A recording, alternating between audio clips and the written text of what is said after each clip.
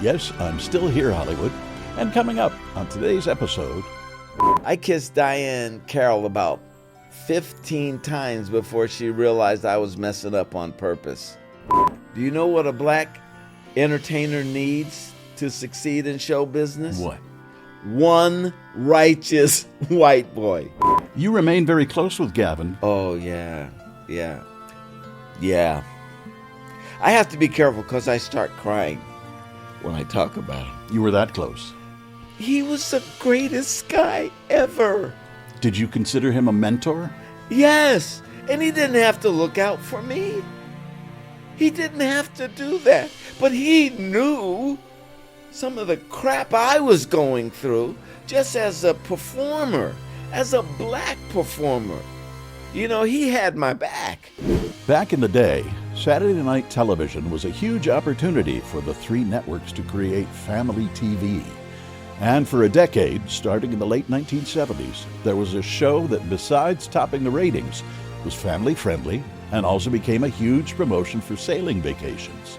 Let's just call it the precursor to today's Below Deck. This is Still Here Hollywood. I'm Steve Kmetko. Join me with today's guest, Isaac from the Love Boat, Ted Lange. If you'd like to be more involved with us at Still Here Hollywood, you definitely can. Just visit patreon.com/stillherehollywood.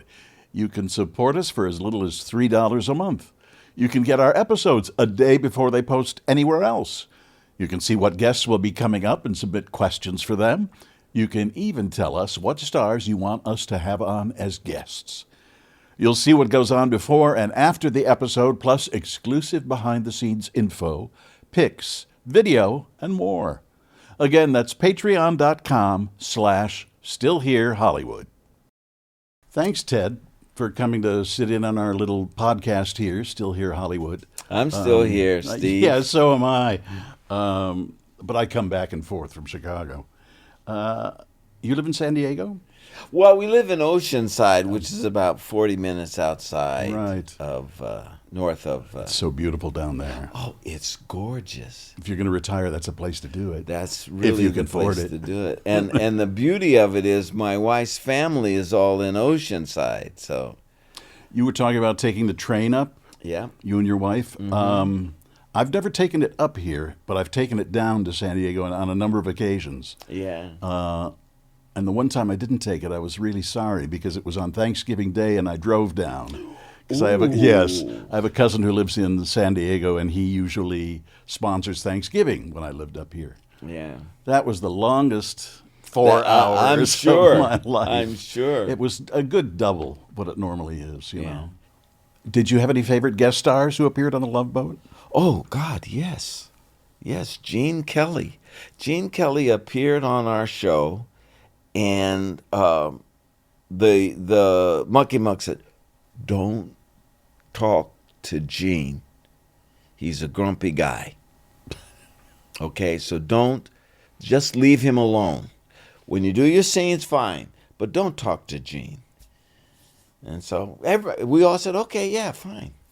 So we were in Hong Kong, and we're sitting in a little van. And I'm waiting to shoot a scene with Gene Kelly. So he's sitting there, he's reading a magazine, and he wore contacts and glasses.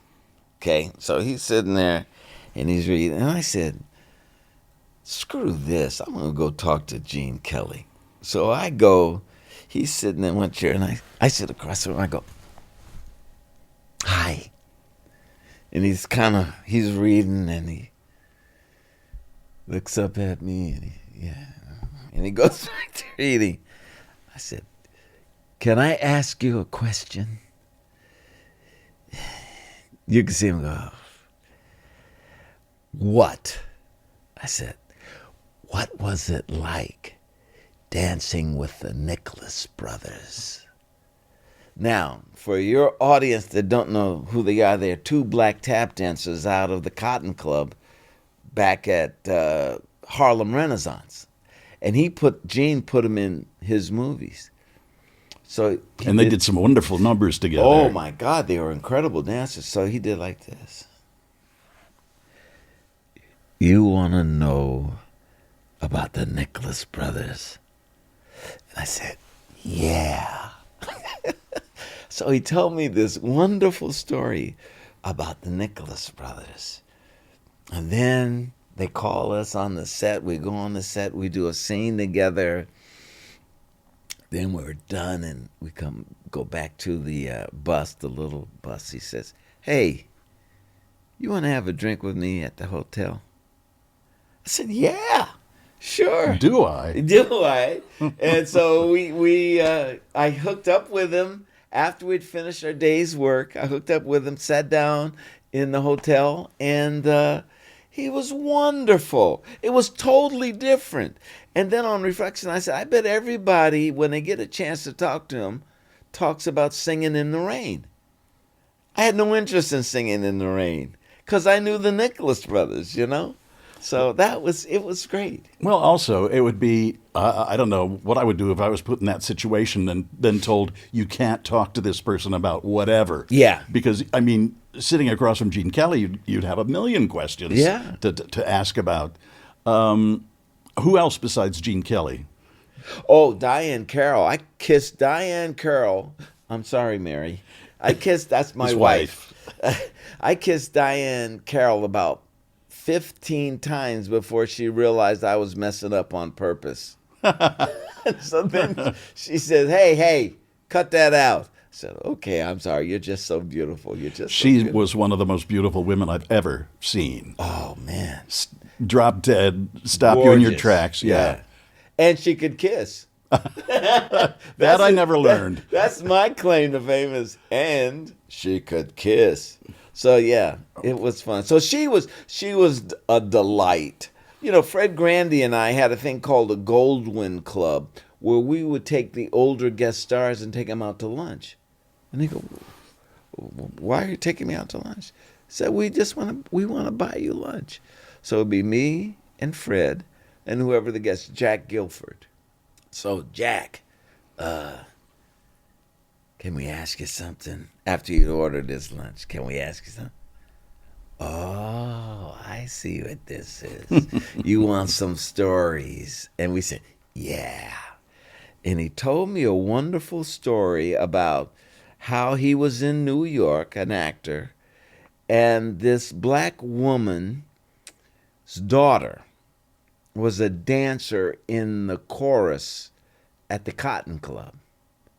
And the daughter said to the mom, I want to be an actress. I want to have a career in show business. And so they said, well, wait a minute. You don't know what you're doing. We don't know what you're doing. We're going to get somebody to watch you. And if that person says you have talent, then we'll support you 100%. So this mother sends Jack Guilford to the Cotton Club.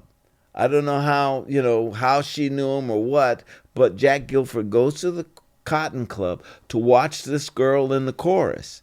And he comes back and he tells him, she's got talent. She's got talent. You mean Helena Horn has talent? Yes, your daughter, Helena Horn, although I would drop the Helena and just call her Lena. So that's, those are the great thing about our shows is that we would have those rising like Tom Hanks and Martin Short and Billy Crystal, and those that had been retired and were coming back and kind of doing maybe even a swan song appearance. Howard Keel, who did Kismet and stuff. Annie Get Your Gun. He revitalized his career on our show. It was the first time he'd worked in years. And Aaron Spelling was an extra in Kismet. Really? Yes, Alms for the Poor. If you ever see Kismet in the first 5 minutes of the movie, Alms for the Poor, that's Aaron Spelling. So he's looking around and he's going, geez, he was an extra in my thing, and look at what he's done. And but Howard Keel did a scene I'll never forget, he did a scene, and they said, cut, print. And everybody walked away. And he went like this. And I said, what's the matter? He said, that wasn't it. I'm better than that. I could do it better. I said, well, let's call him back and do it again. He says, no. They like what they saw. I just happen to know I could do better. What I got inside me. Yeah. So you can't call him back. Just move on. And so towards the end of the second day, I saw him do this. He did the scene. And then he went like this, Steve. Yeah, he got it back. He got it back. And so I said, how was that? He said, I'm rolling now. So it was experiences like that. Gavin was great because towards the end of the first year, Fred and I kind of got a big head. We got a big head, and because we were young, we were in our 20-something, 30, and Gavin said, hey, come here, you two, him and Bernie Kopell, because they'd been around a long time. They said, listen, this is not how you handle people that guest on our show. What? You go up to them, you shake their hand, and thank them for being here. You show them where craft services is. If they need to know the makeup room, you show them where that is. And any way that you can be helpful to those celebrities that are here, you be helpful. They were all the guest stars, special guest stars that you had on that show, were probably a big percentage of why it was on so long. Yeah, people love seeing those old. I shouldn't say old. But seasoned performers, veterans, right? They were veterans. But here's the other thing. The other thing is we, as a cast, got along. And I think that was primary. Because I did a previous series where there was fighting and walking off and, storming out. Oh, man. And I want his joke. And then whereas on Love Boat, it was, I think Isaac should say this. Okay. Oh, man. Okay. And then so that we were, particularly Fred and I, we had, and you can't bottle this. I mean, you don't know what the formula is, but two strangers walk on the set and have immediate chemistry. And that has translated to recently, Fred and I did I'm Not Rappaport. We did it together, still have our comedic chemistry, and we added Jill into the mix on this last run that we did, I'm Not Rappaport, where she played Fred's daughter. And it was a big hit. We were in Michigan, and it was a big hit. But you don't know someone's timing when you first walk on there. And you have to be generous with the other actor, or you're going to miss it. And we were all, Bernie, Gavin, Jill, Tweez, we were all generous with each other. There was no competition other than when I say my line, I'm going to be funnier than you. No, you're not. Oh, watch this. That's what we did. And I've been on the other end of that stick where can't wait to get home. When Gilligan went to work on the SS Minnow, it was supposed to be for a 3-hour cruise. Yes. On the Love Boat, you were on for 10 years. 10 years. Did you expect it to last that long when it started?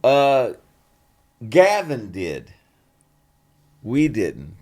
Fred and I, because I had a deal with Jimmy Comack. You remember Jimmy Comack? Jimmy Comack, I did a series for him called Mr. T and Tina with Pat Morita. Okay? And I had a guest spot that turned into a regular. And he fell in love with my comedy. So he said, listen, my friend Aaron Spelling wants you on this show. He says, but if that doesn't work out, I'm going to do a series around you.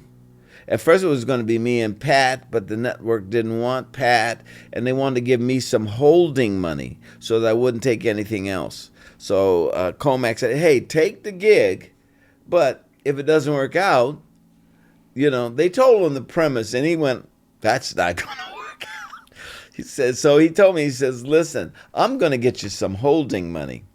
And Fred had something else that he was up for. So Fred and I are going like, oh, you got these girls in bathing suits. This isn't reality. Nobody's going to watch this.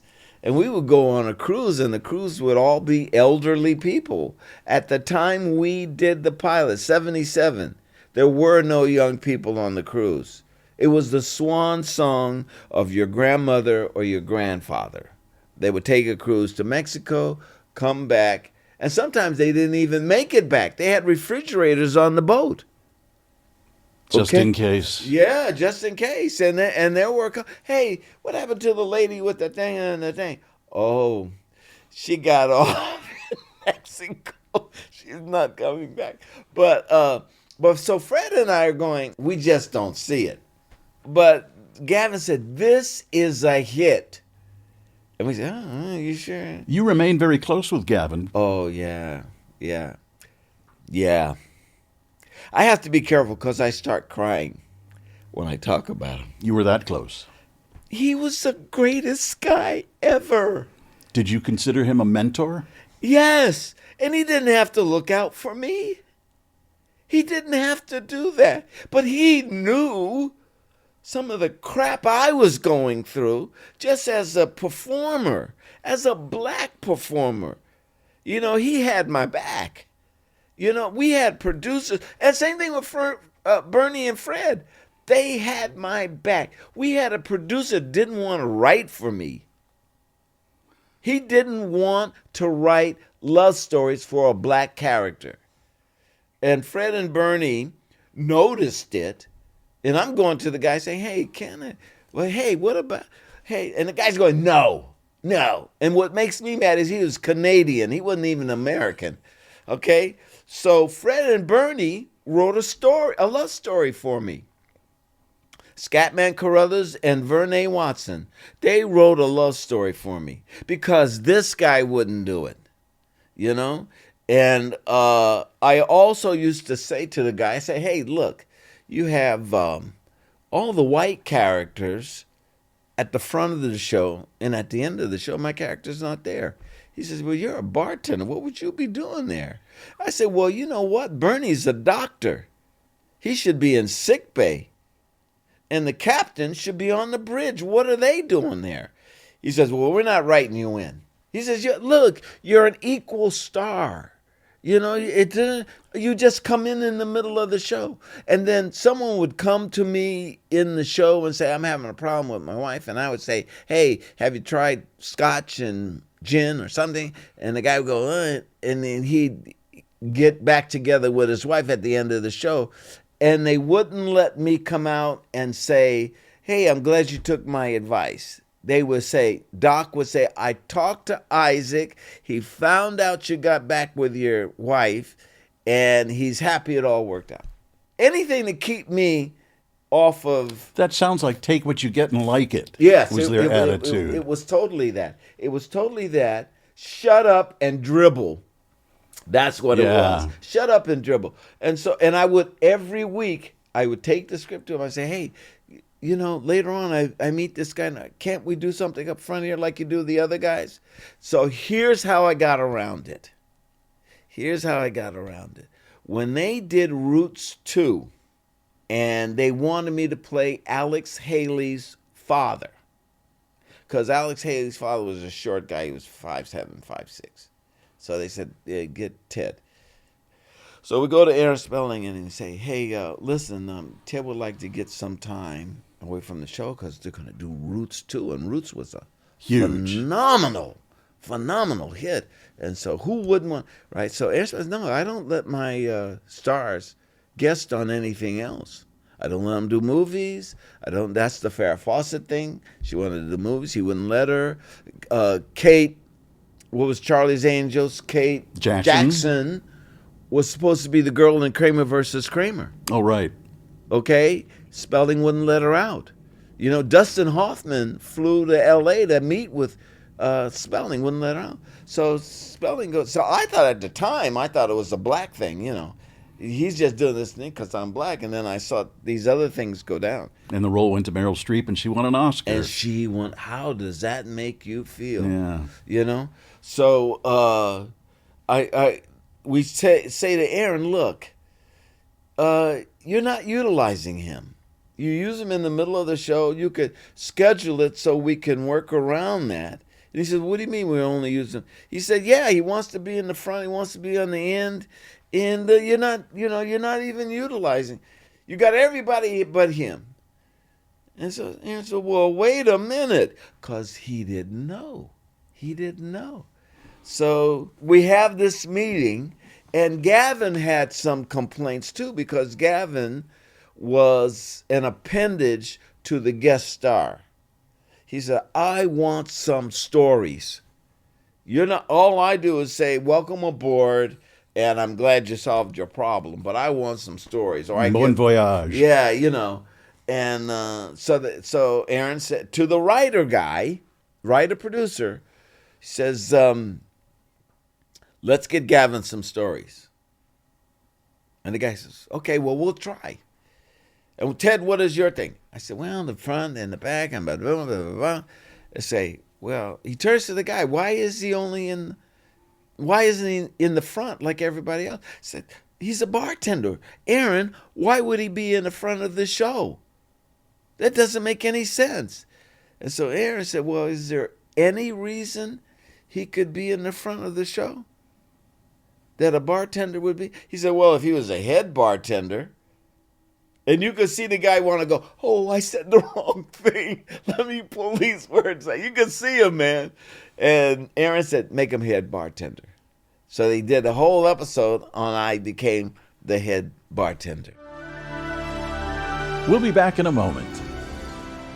One time, Cloris Leachman's daughter came on a cruise, and she needed a shoulder to cry on and to talk to because she was going through a thing with her mom. And so she came and knocked on my cabin door. I opened the door. I said, yeah. She says, can I talk? I said, yeah, but I leave my door open. Because if I bring that girl into my cabin and close the door, you got to know this. There are going to be some upset people. Girl was 17 too at the time. Did you ever get bitter about this stuff? No, you can't be. Because it ain't on me. It's on them. You know? Now, I don't have to hang out with you if I think that you're not righteous. I wrote a play called One Righteous White Boy. Do you know what a black entertainer needs to succeed in show business? What? One righteous white boy. And I wrote a thing for a guy named Jeff Wayne. And he's a white comedian. Okay? He came to me with all of his material. And he says, Ted, I want to put a one-man show together. I said, write a script. Write a script, and then we'll talk about it. Now, if you tell most comedians that, write a script, you're done. They're not going to do it. They'll say, come down and see my act. I'm not writing it now. Jeff did. He wrote a script. He said, I want to do this, I want to do that, da. And so I looked at it, and I said, look, Jeff, because it was very conservative. Okay, his jokes were very conservative, mainly for white guys. Okay, right-wing white guys. Steve Bannon would love his humor that he did. So anyway, I said, okay, look, Jeff, I edited his script. Can't do this joke. Why? Because it's a black joke. It's not funny. He said, I have guys laughing all the time. I said, they're white guys. And I said, let's cut that joke. I said, now you see this black joke here? Black joke. This black people go, well, that's kind of true. And they'll laugh. This one, they won't laugh. This one, a lesbian joke. No lesbian is going to find that funny, amusing. Cut it. But this lesbian joke, they'll go, okay. And that's what I did. I went through the whole thing. Because they don't know where the line is. And I made the line. Okay. Steve, this thing took off like gangbusters. Everybody wanted the kid. They called him the new Archie Bunker. But they don't know where the line. I'm black. I know where the line is. Okay? Mm-hmm. So we had a deal that Jeff and I would be partners in this. So when he turned in the script, he put my name on the script and his name. This is Hollywood. Now, this part is the dark side of Hollywood. Okay? So first thing they try to do is separate me and him. And they say, you don't need the guy. He said, no, that's Ted. Ted directed this. I wouldn't have known anything, but he knew, how to make this, presentable to the general public. You don't need him. And then they would corner me and they would say, let him go. I said, who the hell are you? He says, well, listen, I'm with a big agency and we always get our man. Let him go. You're not gonna make it from A to B. That's what they told me. Bernie Brillstein. I have a great story. But we went to Bernie Brillstein, and Bernie Brillstein's, I'm sitting there, Jeff is sitting here, and he goes to Jeff, he says, do we need him? And he goes, yeah, we need him. That's Ted, he directed it. Do we need him? I'm sitting there with the talent, and this producer guy who has all the power is basically saying, get rid of him. So then he said, and Jeff kept affirming that he needed me. Finally he said, do you have paper? Meaning, have you guys signed a contract? He said, yeah, we have paper. Now that was a lie. We didn't have any paper. But he's a righteous white boy. Okay? So he went like this and turned to me and said, welcome aboard, Ted. Shakes my hand. Bernie Brillstein. Okay? So, long story short, I go through a lot of things like that. Am I bitter? No, I'm not bitter because I know what you're doing. I see it coming. Am I bitter that we have a new president? No, but I saw this coming. I saw all of that stuff coming. The problem is you guys don't recognize it. But I know a con man when I see one. You know what I'm saying? So we go to William Morris, and I don't mind saying the name, William Morris. And I'm going to direct the pilot because I've been directing. Jeff is going to star in the show. And we got this guy named Buddy Mora. He's a manager. He was like Brillstein. Buddy Mora, and we got an agent, Lee Cohen, at William Morris. And Lee Cohen calls me up. And they've assured me, he said, we love you, Ted. Jeff trusts you. We want you to be with the show. It's a go. 2 weeks before we're to meet with Universal, NBC, Lee calls me up. Ted, we've been thinking about this, and we think we need an A director. I said, I'm a director. And he said, no, we're going to go with Jimmy Burrows or Will McKenzie, somebody like that. I said, what are you talking about? You represent me. What are you doing? He says, no, we feel that Jeff needs a polished hand, a veteran, and you're not that. I've been doing this since '67. So what are you talking about? So he says, well, you're out. Come on. That's what I said. And I said it just like you said it. I said, come on, what are you talking about? So they go like this, Steve. They go like this. You're out. And I said, well, you can't do the show. They said, what do you mean we can't do the show? I said, because I own half of it. You don't own half of it. I said, check with the Writers Guild. Just a minute. Call the Writers Guild. Tell them that my name is on the script. Because they said, it's the guy's act. I said, but you didn't buy his act. You bought Big Daddy's Barbecue, which was the name of the show, Big Daddy's Barbecue. Play opened up in the backyard of guy's barbecue and grilling. Tells all these stories.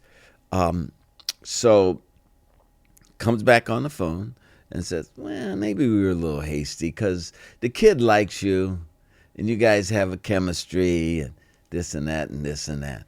So, yeah, I mean, if you get into show business as a person of color, there's battles that you have to fight. They're not exactly the same as the other guys' battles, but you still got to fight them. And that's still the case today? Oh, baby. I can tell you stories right now. I'm trying to get my plays to theaters in New York. Well, you got to have a literary agent. Then you get the literary agent and he won't send it in. What are you talking about? I did this play. This play won Best Play NAACP. And you can't get these guys to look at my play? And they can't say, well, you're black. They can't say that. But you know what it is. So, yeah, it's still going on. Pay discrepancy. You know how much I read that Ariana Grande got? I just read this too, as opposed to Cynthia Erivo in Wicked. Now, why does she I could not believe that. It's amazing, isn't it?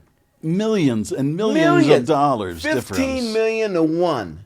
15 to 1. Right. Come on. And they're both equal. They're both, story I heard about Danny Glover. Okay? Lethal Weapon. With Mel Gibson. They, this is just to give you an example. Right. Because the pay thing is ongoing. So they go to Mel Gibson and say, we want to give you $350 to sign on for Lethal Weapon 2. Goes, okay. Give him the check. Bang! Danny realized what's a monster hit it is. He says, I want $1 million. And he said, we're not giving you $1 million. Get the hell out of here. So he said, no, this was a hit. I want $1 million. And they've made a deal for Mel to get 7. And Danny, they want him to have like 10% of that. They don't want to give him $1 million. So they go to Mel and said, look, Mel, looks like we're going to have to get another, I'm sure they didn't say N-word, but it looks like we have to get another guy for you. Maybe Ben Vereen, Lou Gossett, somebody like that. And Mel Gibson goes, hey, no, the chemistry is me and this guy. They said, no, you don't understand. He wants $1 million. He said, well, you're giving me 7. They go, no, we're not giving this guy $1 million. He said, well, then I'm not doing it. He said, you have to do it. He says, I'll return the money. I'm not doing it without him. You know how much they gave Danny Glover? How much? $999,999. Just because. And 99 cents. Now, someone from Warner Brothers Contracts told me that story. So if it's a lie, it's on her. Okay. So yes, the answer is it's going on right now. Still. If a white girl walks into my trailer, I'm leaving that door. Leave that door open. What was your worst experience with a guest star? Worst experience is after Gavin told us to go up to the guest star, shake their hands, and welcome them to the show. I went up to a guest star. I said, hey, my name is Ted Lange. Welcome to the show. And he went like this. And walked away. Well, who does that to anybody? Who does that to anybody? But I had on my little red jacket. There's a couple of other guys with red jackets. I guess he thought I was an extra. And even if he did, why would you do that to an extra, right? So about a half hour later, he comes up with the director, and he says, Ted, I want to introduce you to your scene partner here, so-and-so, so-and-so. And the guy looks, I'm nice to meet you. I went, yeah. And this guy was a fairly big guy and he used to have a golf and tennis thing. Tournament. And every year he would invite me. But I already know who you are. Why would I go? Yeah. I know who you are. You want to let us in on who it was? No, I don't want to do that. Okay, I thought I'd give it a shot. When Jill was here, she was telling us some experiences, bad experiences she had with Douglas Kramer. What were your experiences with him? Well, I knew who I was dealing with. See, the whole thing is you got to know who you're dealing with. If you know who you're dealing with, then you Navigate. you can navigate yourself through the thing. And Tweez made some mistakes, and those mistakes were with Douglas Kramer. But that's our boss. Douglas Kramer, Aaron Spelling. Those are our bosses. You know, so if you understand that's your boss and you understand, you know, where the deal is, you try to navigate where you're going to go. But Jill was a little girl. Yeah. You know, that's, and when people say, hey, my kid wants to be in show business, I said, send them to dance class, send them to voice lessons. Let them take acting classes, but don't let them be professional. Because they got to find out who they are. First. Yeah, because I saw a couple of people. The other thing I used to do is I used to go around, because I wanted to direct, I'd go around the different shows and watch the directors, or I'd make friends with a director. I said, can I come watch it? Yeah. And so I do that. But what happens is sometimes the directors forget they're talking to a kid. And they talk to them as if they're an adult. And then so you have them treated a certain way. I remember Alan Rafkin, who was a director, he was working on One Day at a Time, and one of the kids on there turned to their father and said, get me a drink, a Coke.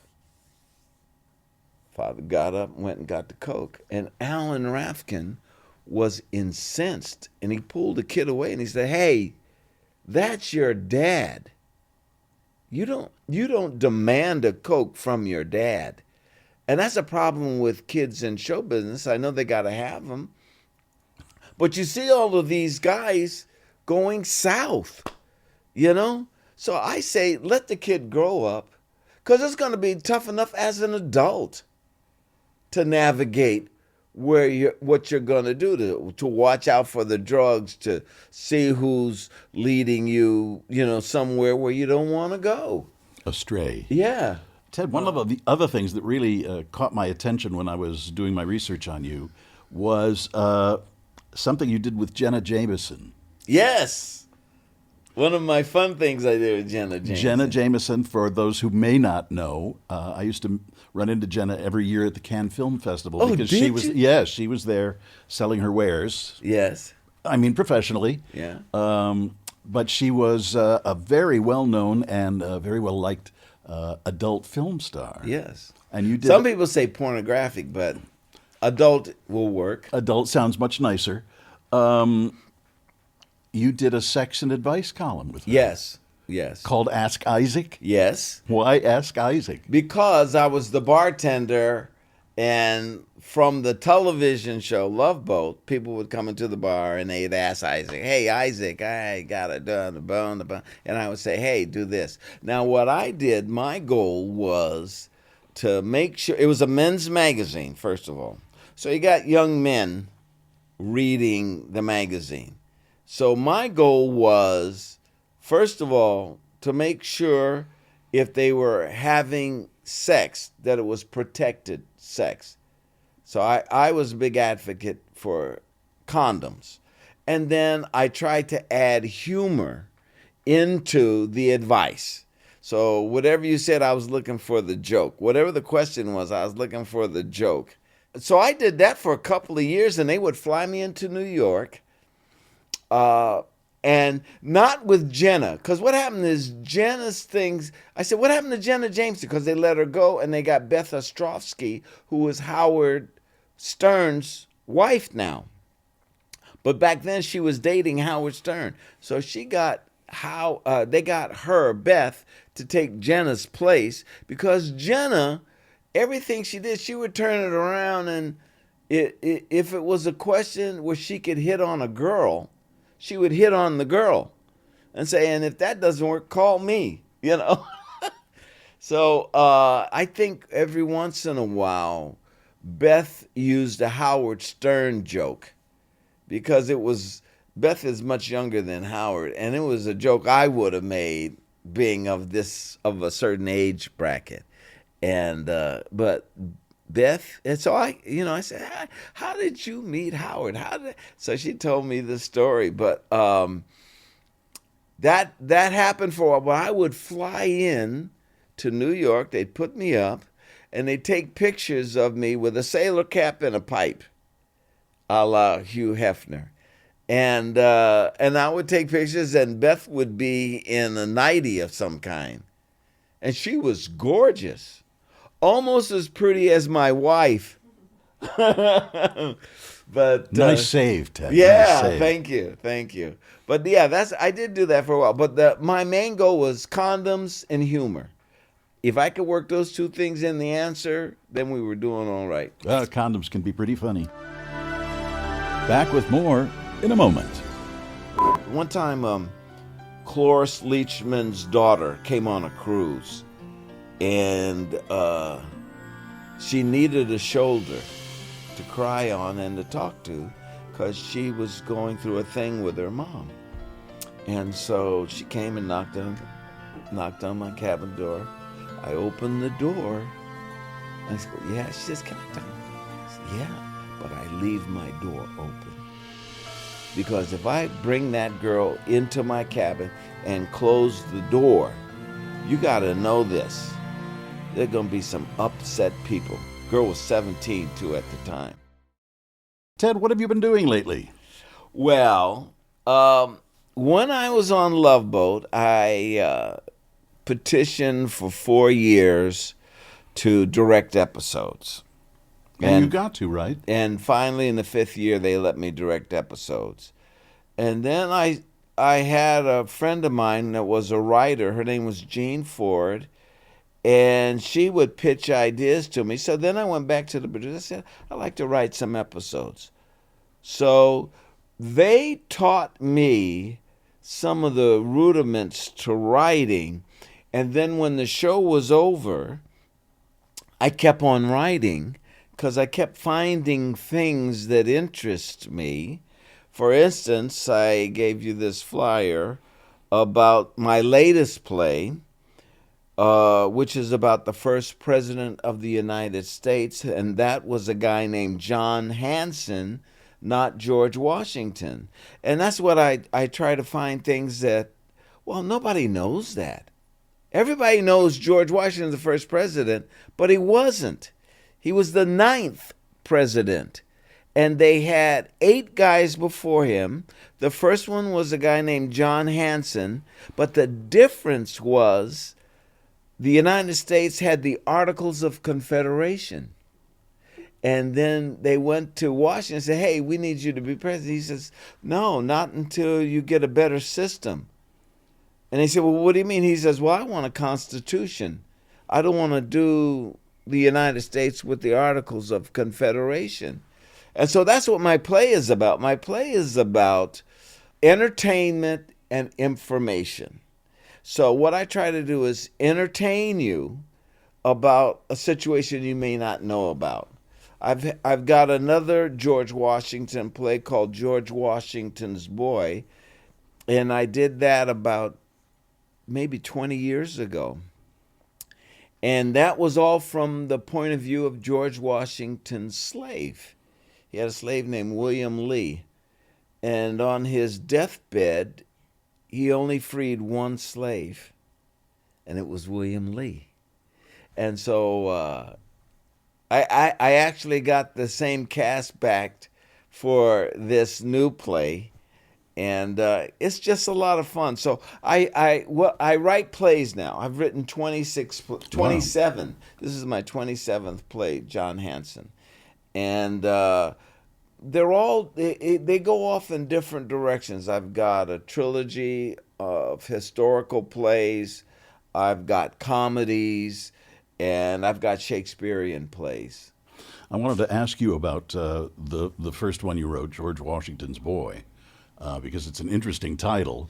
Yeah. And I'd like to know, as a person of color, how much does that weigh on you when you're writing a play? Well, that's the whole point of my doing it, was to do it from a person of color's point of view at that time period in the 1700s.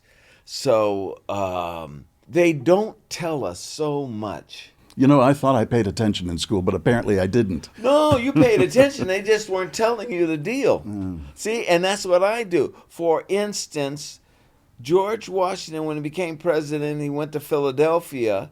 In Pennsylvania, they had a law. If you keep a slave 6 months, you have to free them if they want their freedom.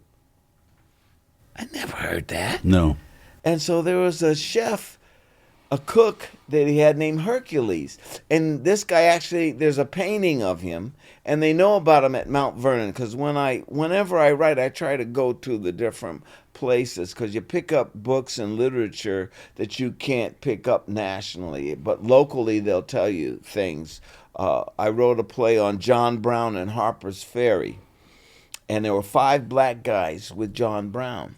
They tell you about his sons. They tell you about John Brown and his sons. But there were 5 black guys with John Brown. And so when I went to Harper's Ferry to research, I found books about these guys. You know, Frederick Douglass was supposed to be, if you know who Frederick Douglass is, Frederick Douglass was supposed to be at Harper's Ferry. And he secretly met with John Brown.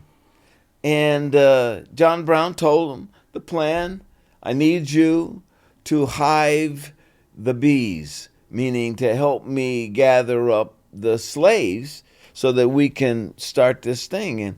And when Frederick Douglass heard the plan, he said, no, that's a perfect steel trap. I'm not doing it.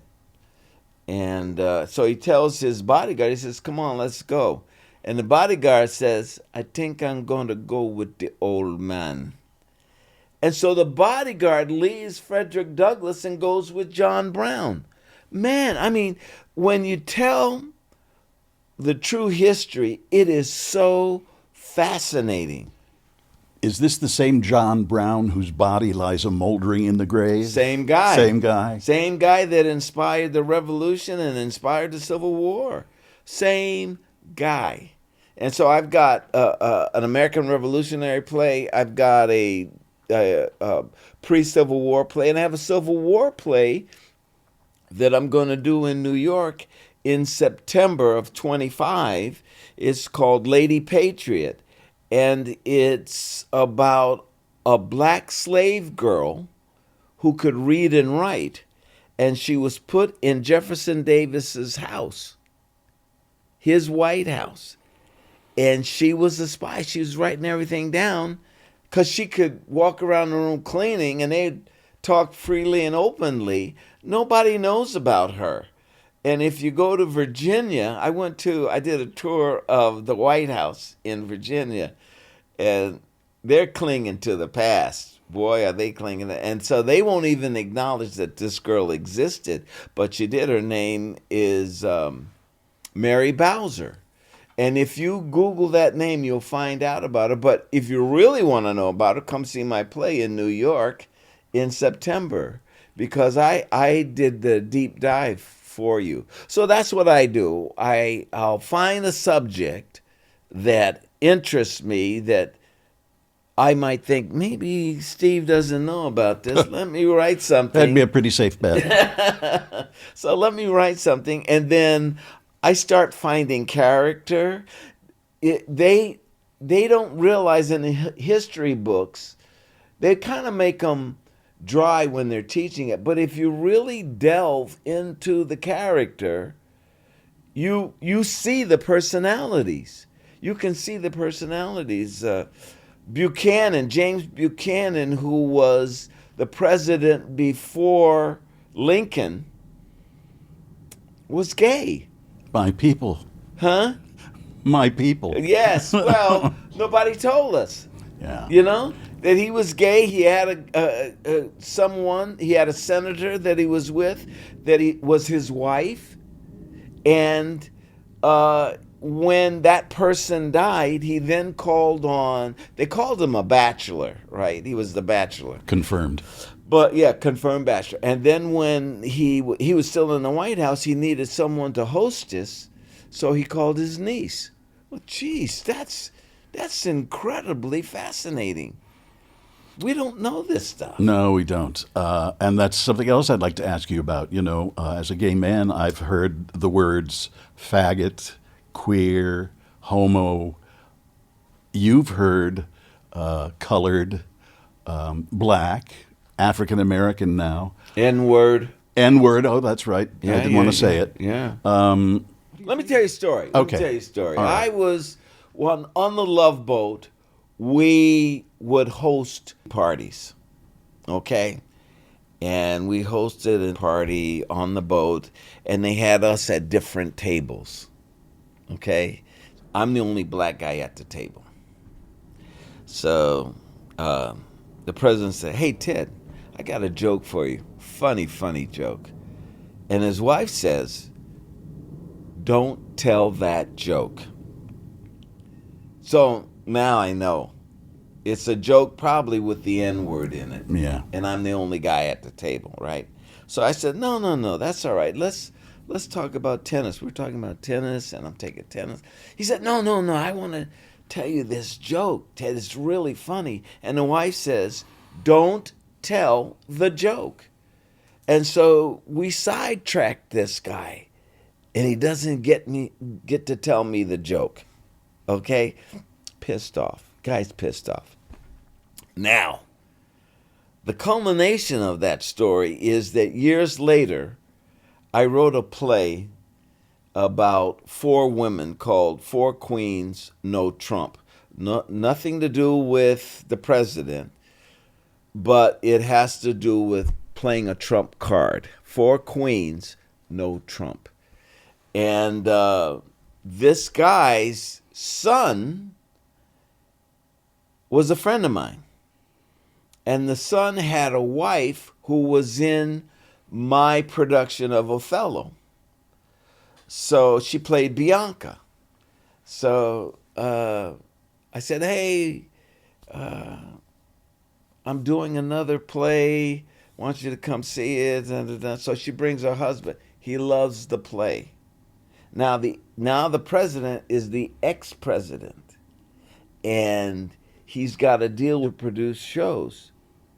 So the kid says, "I want my dad to come see this. Let's make this a sitcom." Okay, great. So he comes back 8 more times. He's loving it. And finally he gets his father to come see the show. Packed house, primarily a black audience. Big laughs in this play. Intermission comes to me and says, "Hey, Ted, we got to go. My wife, we got to go. It's too hot in there, and excuse. But I'm looking at him, and I'm thinking, you're still mad about that joke. You didn't get to tell me that joke. And had you got to tell me the joke, I might have had a half-hour sitcom." But that's the kind of stuff, the stuff that I have had to deal with, you can't be mad. You can't be mad. If they see the anger in your eyes, you're done. So you can't be mad. But you have to figure out a way for yourself to live with the situation they're going to put you in. So they put me in a situation where this guy wants to tell a joke. If I can figure out a way that I don't have to be humiliated or be the butt of a joke, I'm going to try to figure that out. Mm-hmm. But get past it on your terms. Yeah, I have to do it on my terms, exactly. And that's the thing about Hollywood. One time, Cloris Leachman's daughter came on a cruise. And she needed a shoulder to cry on and to talk to because she was going through a thing with her mom. And so she came and knocked on my cabin door. I opened the door. And I said, yeah. She says, can I talk to you? I said, yeah, but I leave my door open.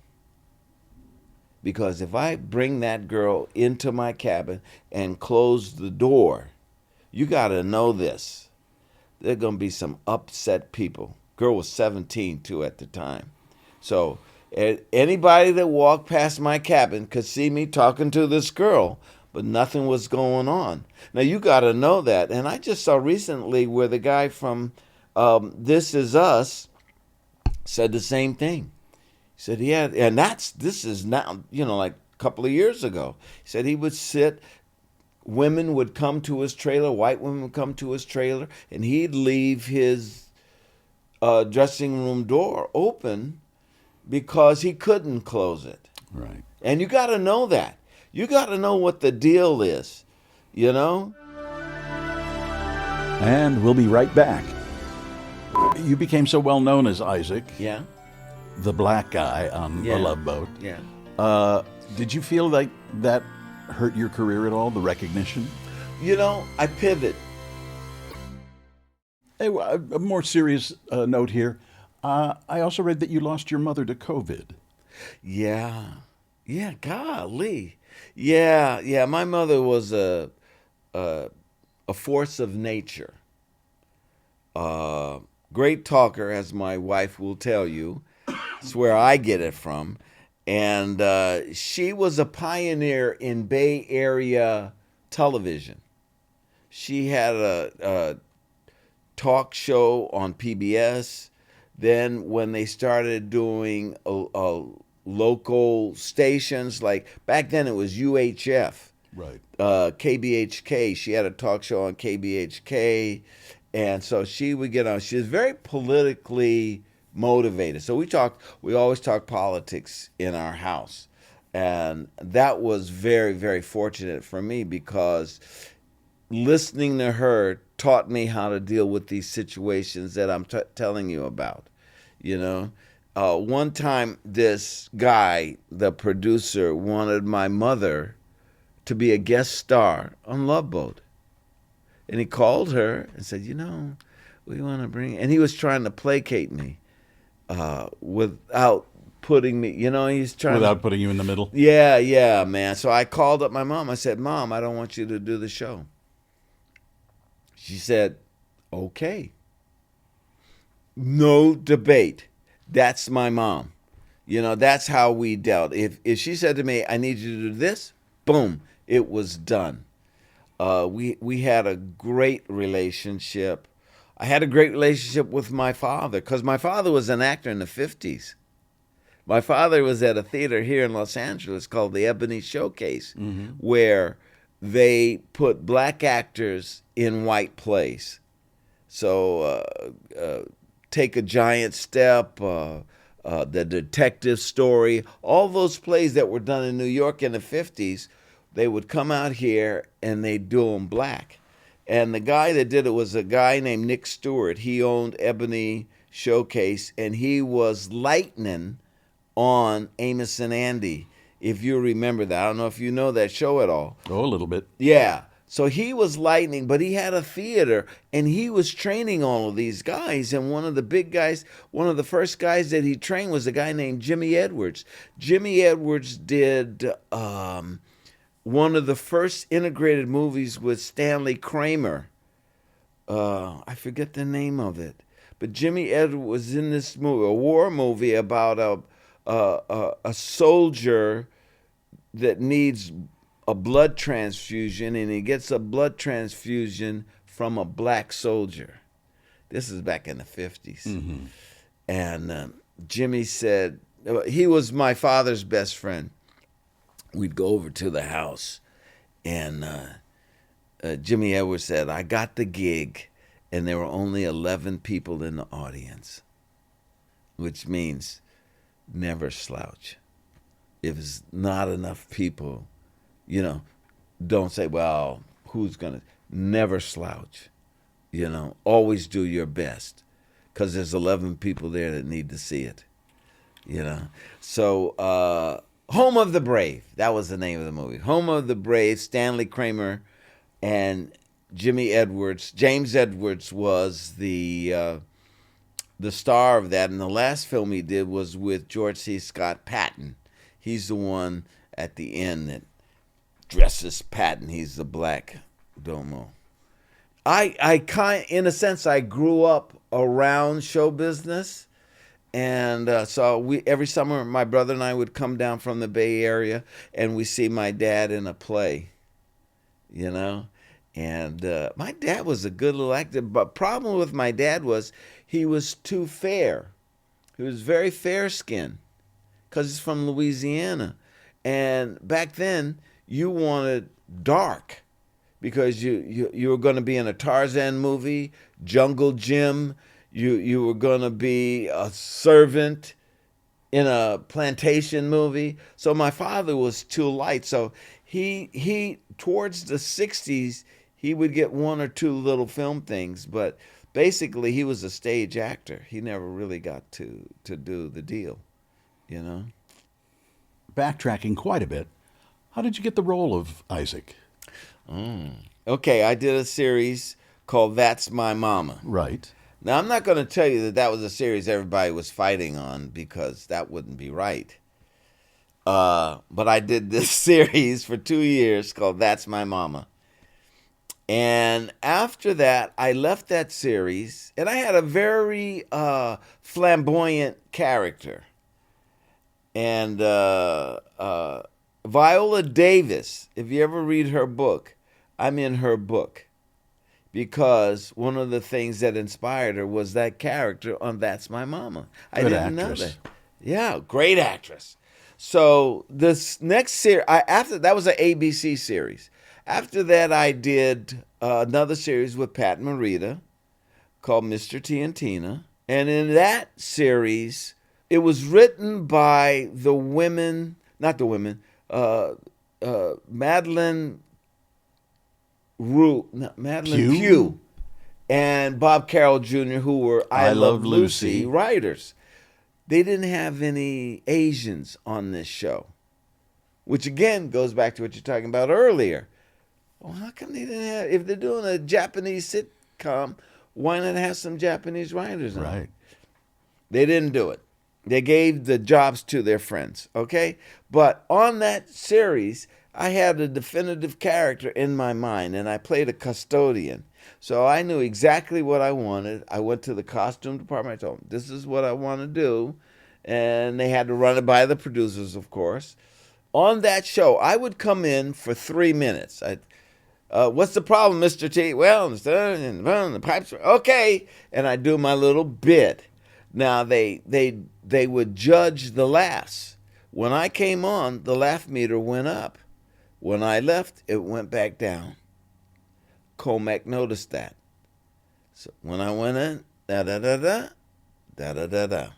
So that's when he started saying, this kid is funny.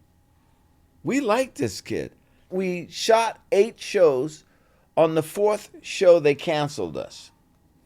Okay? So now they called my agent and said, we got a pilot. And we want Ted to go in and interview with Doug Kramer. I go in to 20th Century Fox, meet Doug Kramer. Said, do you get seasick? I said, no, I don't get seasick. Well, do you ride a motorcycle? Yeah. Do you ride a horse? Everything is give me the job. Do you get seasick? No, I don't get seasick. He says, the network likes you. I said, oh, great. Because now the network's paying attention because I did this comedy and that comedy, and they're getting ready to come up with another comedy on a boat. Yeah, okay, cool. What do you want me to read? You don't have to read anything. You don't want me to read? No, it's okay. I leave. Now, this has been a bone of contention with Fred Grandy and Bernie Kopell. So, Bernie Kopell, we're sitting around, actors sit around like this. And so Bernie Kopell says, hey, when did you come in for your screen test? I didn't see you there. And I knew there some of the other guys, but I didn't see you there. Did you come in early in the morning or did you come in late afternoon? Because I was there most of the day. I said, Bernie, I didn't audition. You didn't audition? I said, no, the really good actors didn't have to. And that's it. So if you ever interview Bernie, ask him about that. Because I teased him for 10 years. For that, like we would do a scene and he'd mess up. I said, that's why you had to audition. You know? So he and I, the thing about it was the actors I was with were wonderful actors. They were just confident, not backbiting, you know what I mean? So that if the joke worked better with you, they gave it to you, you know? You became so well known as Isaac, Yeah. the black guy on Yeah. the Love Boat. Yeah. Did you feel like that hurt your career at all, the recognition? You know, I pivot because there were a couple auditions I know I would have been good for.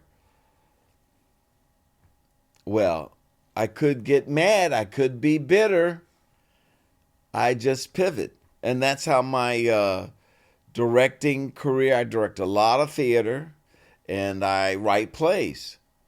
I'm pivoting because I still want to be in show business. Because I was told, Steve, I was never going to make it in show business.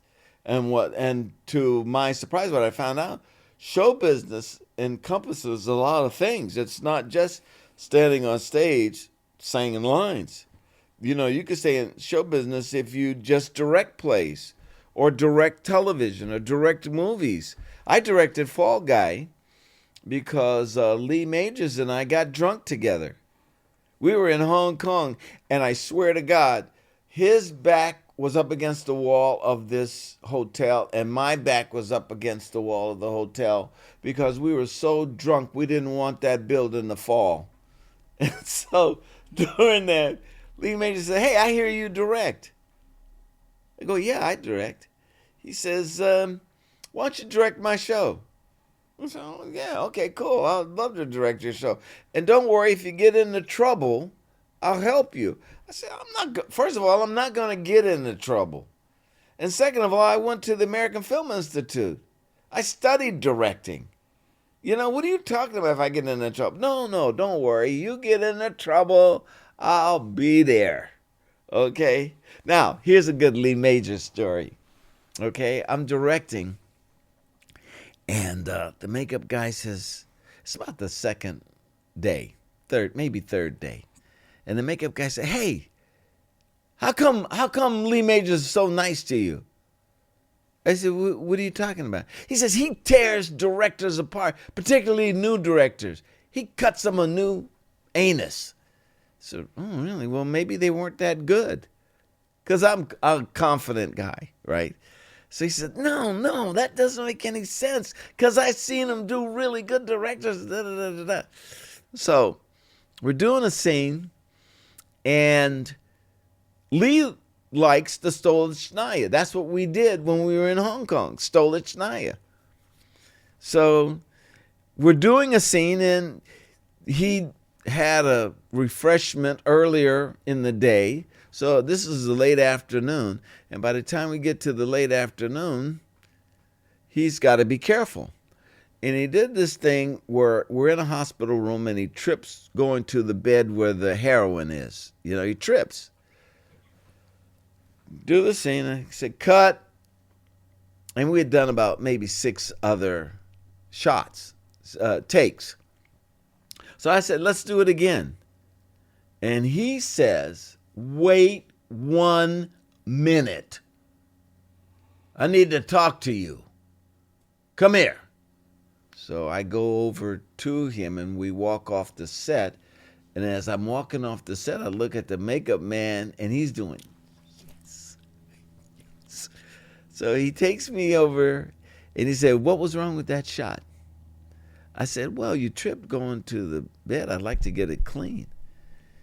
And he said, "Are you going to cover it?" Meaning, are you going to take a close-up over the shoulders, da-da-da?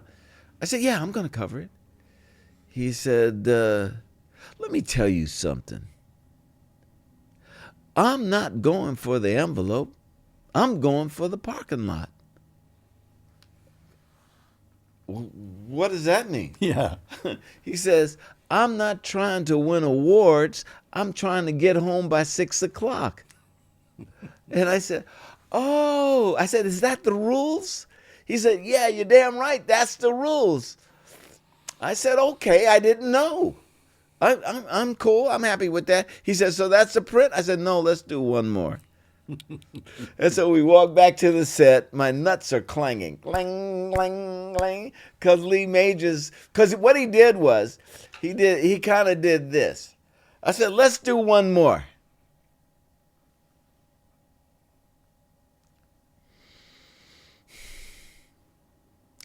Okay. Because he knew I wanted the best out of him.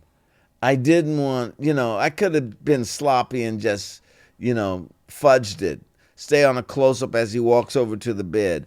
But it would have been better if we see him go, Anyway, so he and I became good friends. We became good. And I did a number of shows of The Fall Guy. And just recently I was in Tennessee at one of those autograph shows. Mm-hmm. And I hadn't seen him in 30 years. Wow. And so he lives in Houston. And so I went over to him. I said, "Hey." He said, "Hey."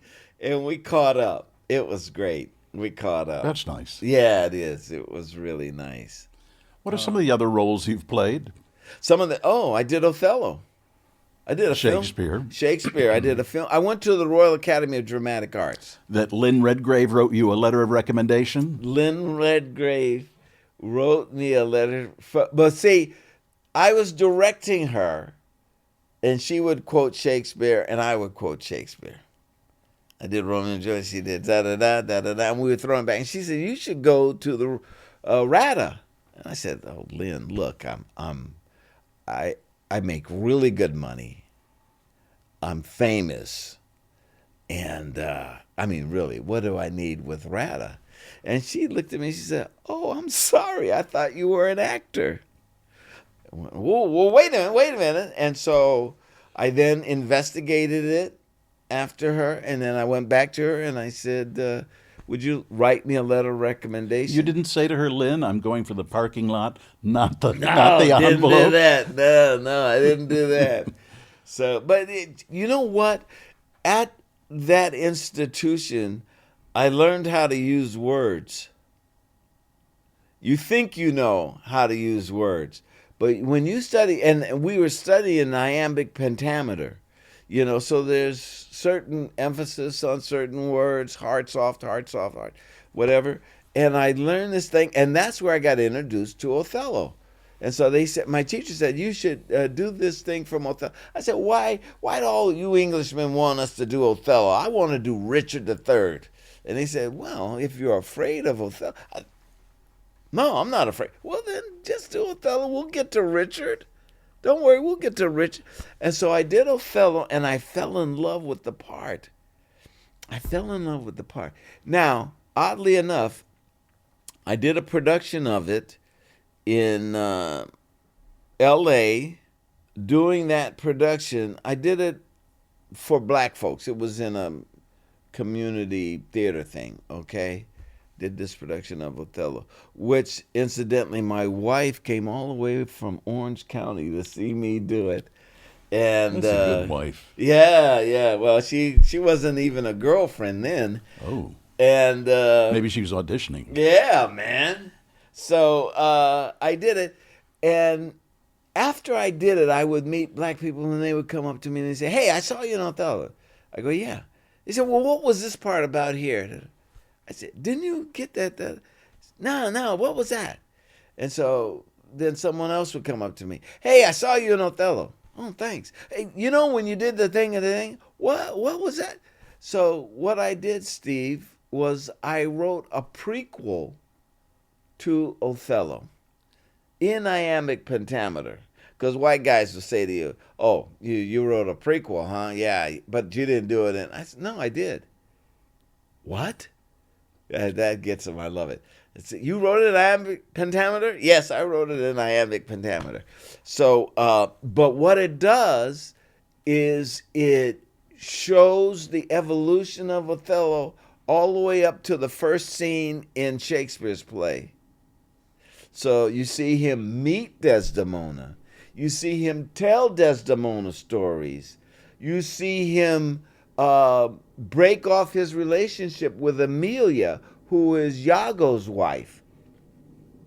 And you see Iago start to suspect that Othello was with his wife. So you see all of that. So it's a prequel too, and then you go right into Othello and you haven't lost a step. So that play is called The Cause My Soul, and actually it's on Amazon. I have 3 Shakespearean plays, Steve. I have The Cause My Soul, which is the prequel to Othello. I have The Heart of Shylock, which is Merchant of Venice, and it's all from Shylock's point of view. Because originally it was a comedy, and they made Shylock the butt of the jokes. And when the previous president, I believe it was 45, did all of this stuff to immigrants, I wrote a play from an immigrant's point of view to let you know. I started to write a story about Mexicans, but it was too easy. But talking about Jews in Venice in the 1500s, the stuff they did then, they were doing later. If you were Jewish and you were in Venice, you had to be behind the gates in the ghetto by 6 o'clock. If you were in the center of Venice and you were thirsty, you couldn't drink from the water fountain. So I did this whole research, and Muranos. Do you know what Murano is? Yes.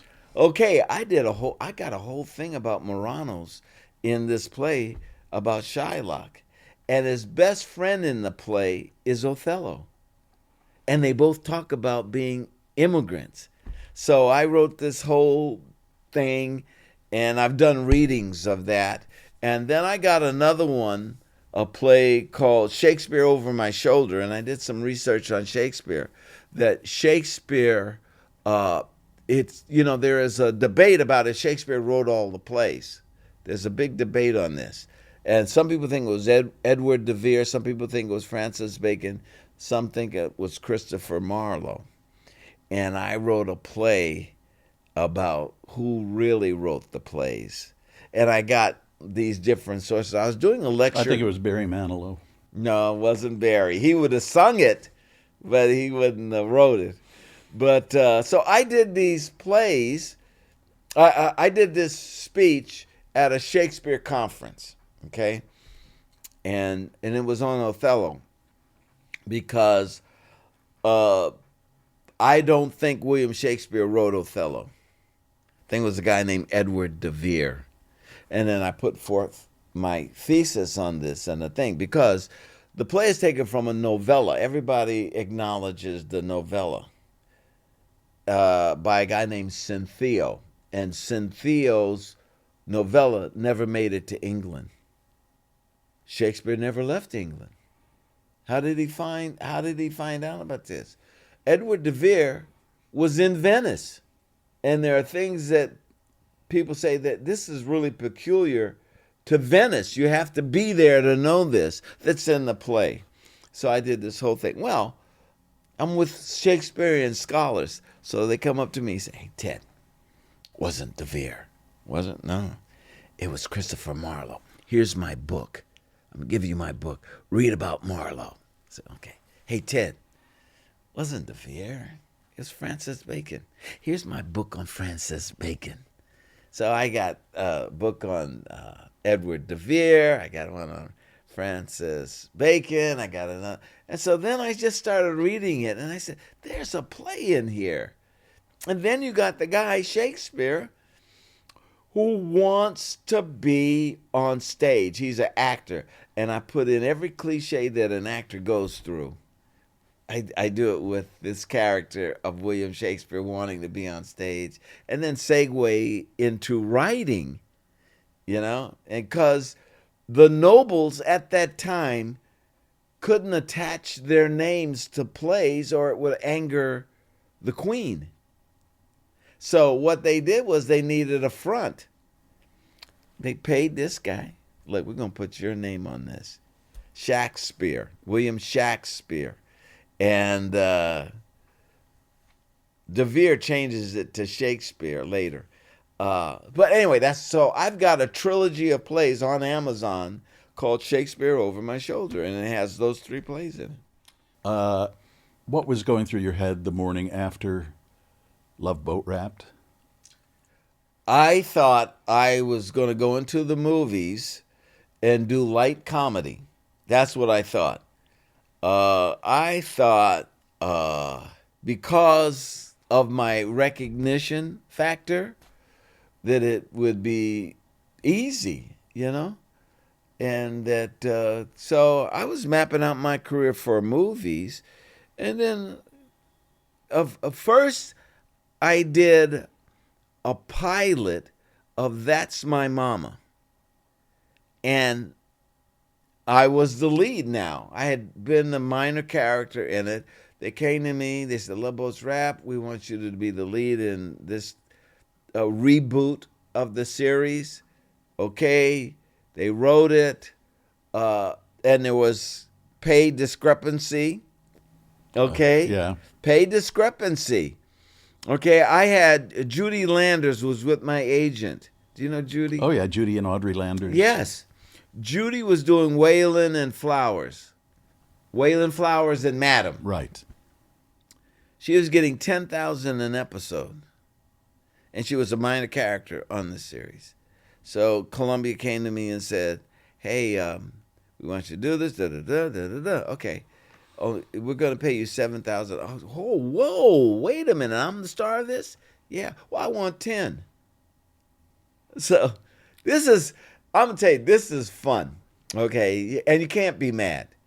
So they said, well, if we pay you 10, we're going to have to, some other things are going to suffer because we're giving you 10. And I said, I tell you what, give me Columbia stock. Give me the 7 and 3,000 in Columbia stock. It'll be the 10. They go, oh, no, we're not doing that.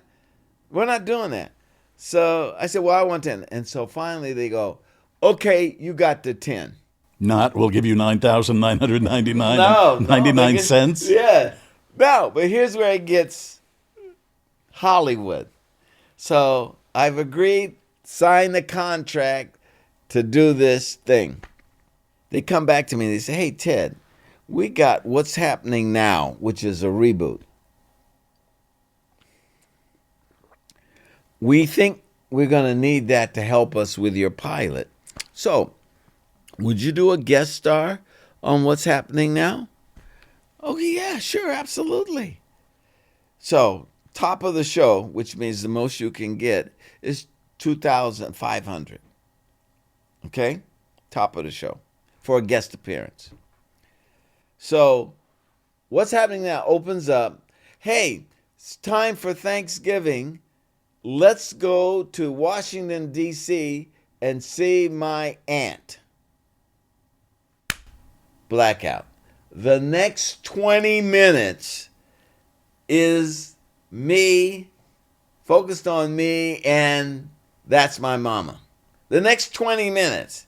Then at the end of the 20 minutes, ding dong, hey, we came here for Thanksgiving. Come on in. Now what they did was they clipped off that end and clipped off the front. Put in titles, put in end credits, and they never paid me $10,000. They paid me $2,500 for the pilot.